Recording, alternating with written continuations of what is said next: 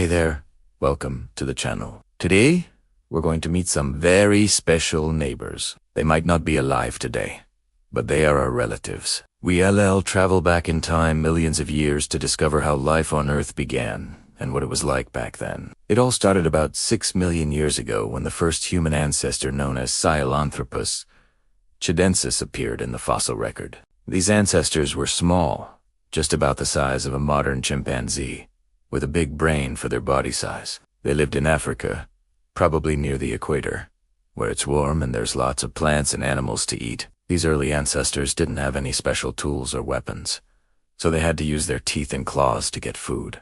And they didn't live in houses or wear clothes, so they had to find shelter in caves or under trees to stay safe from the weather and predators. Their life expectancy was only about 35 years, so most of them never saw adulthood. But even though their lives were hard, they managed to survive and reproduce, and over time they evolved into different species, including Australopithecus afarensis, which includes the famous Lucy fossil. These early humans were still small, about 4 feet tall, but they were starting to walk upright on 2 legs instead of on all 4s. This made it easier for them to travel long distances in search of food and to see over tall grasses and trees. Around this time, the first hominid species appeared. Hominids are the group that includes modern humans and their closest relatives. Homo habilis means handyman in Latin, and they got this name because they were the first known tool makers. They used stones and other natural materials to create sharp flakes and simple tools that helped them cut, chop, and scrape things.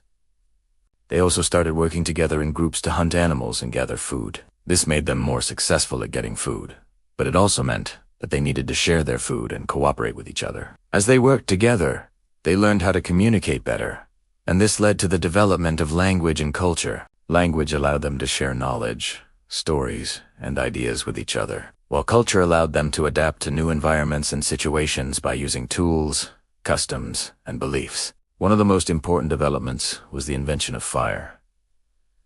Fire provided warmth, light, and protection from predators. It also made it possible to cook food, which made it safer and more nutritious. The ability to control fire is what finally allowed our ancestors to spread out of Africa and live in different parts of the world. The next hominid species was Homo erectus, which means upright man in Latin.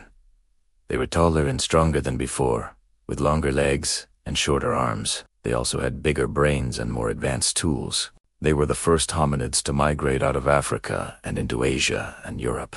They hunted big game and used spears and other weapons to kill their prey. They also made clothes from animal skins and lived in groups with complex social structures. Homo sapiens, or modern humans, appeared in the fossil record about 300,000 years ago in Africa. Like today, humans had bigger brains than other hominids, which allowed us to think more abstractly, creatively, and complexly. We also had smaller jaws and teeth, which may have been an adaptation to our new diet of softer foods. As we started to farm and raise livestock, we also developed language and other symbolic ways of communicating, such as art and music. We also started to bury our dead and perform rituals, which showed our ability to imagine things beyond our immediate surroundings. So there you have it.